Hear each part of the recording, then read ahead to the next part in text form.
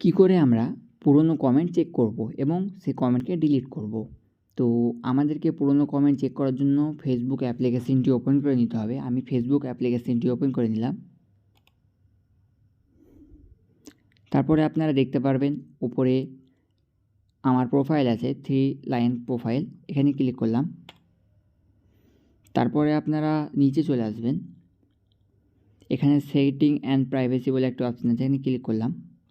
এখানে নতুন একটি সেটিং বলে অপশান আসবে, এখানে ক্লিক করলাম। তারপরে আমরা নিচে আসব,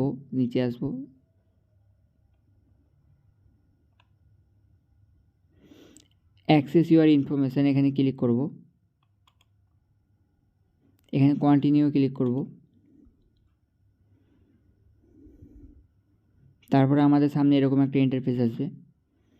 আপনারা এখানে ইউর অ্যাক্টিভিটি অ্যাক্রস ফেসবুক, এখানে ক্লিক করবেন। তো আপনারা এখানে দেখতে পাবেন কমেন্ট, এখানে লাইক, এখানে ইউর মেসেজ, আপনি কাউকে মেসেজ করে থাকলে সেটাও দেখতে পারবেন পুরনো।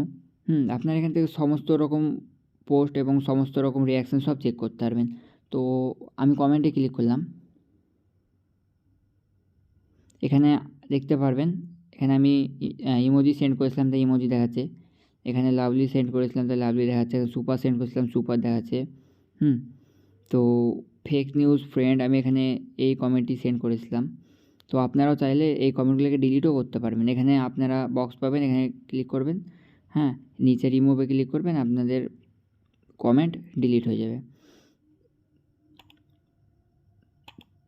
তো আমি এখানে ডিলিট করে দেখাচ্ছি।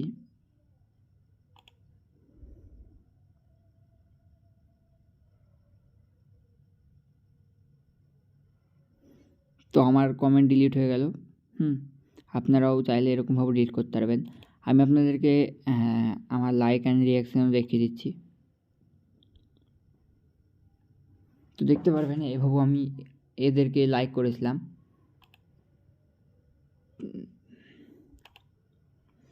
তো আমি এদেরকেও রিমুভ করলে রিমুভ করতে পারি, আপনাদেরকে দেখাচ্ছি।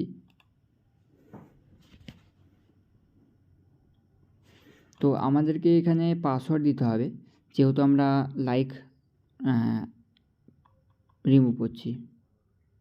তো আমি আর পাসওয়ার্ড দিচ্ছি না, আপনারা এভাবে করবেন, হয়ে যাবে।